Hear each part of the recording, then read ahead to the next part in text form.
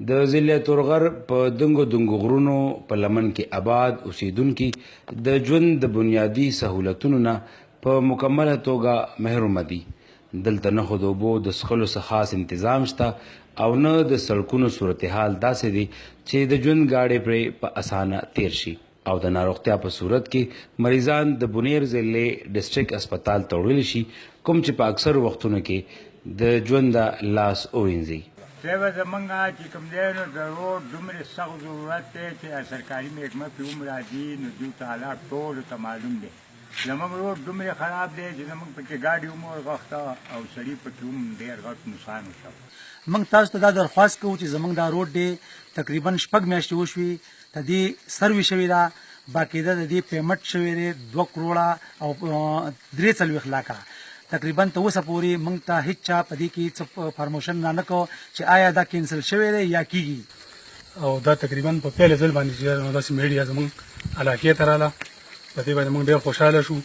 بل زموږ د حالات تاسو ولې زموږ د روډ دا تقریبا 8 کیلومتره روډ دی، په دې کې تقریبا یو ګاډی ورغښتېله، یو 2-3 یو کس پکې شهید شو. نور مالت داسې روډ کې د ګاډو تلو راتګ لکه ډېر مسایل دي زموږ روډ ته راسه.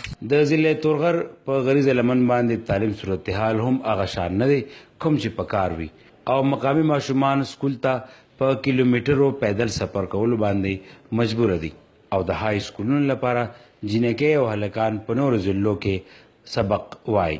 د جنکو خو زمونږ په کلي کې مونږ وایو چې نشته لکه، او د نورو کلو کې هغه چې کوم په ډډمو کې یو سکول دی نو هغه زمونږ نه تقریبا 10 کیلومتره لرې دی. نو هغې ته زمونږ ماشومان جنکۍ نشي تللی، زمونږ هلکانو ته نشي تللی. بیا چې باران شي او دغه شي لکه دې وجې نه که موږ د 5مه پورې زمونږ ماشومان جنکۍ تعلیم وکړي نو په بره بیا بس کړي لکه، نو آیا موږ د میډل سکول هم منظور شي او پرایمري سکول زموږ د جنکو منظور شي.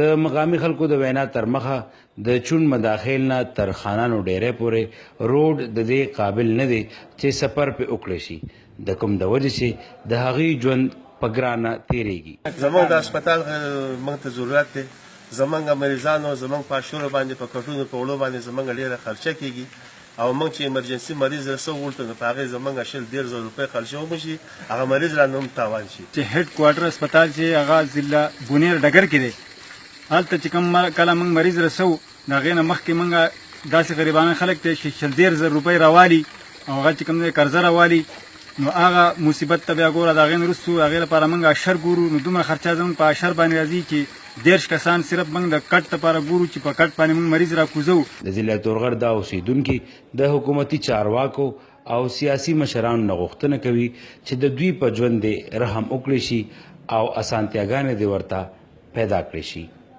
د ملګري رپورټر عمران بونیری سره جبران بونیری، ریډیو بونیر.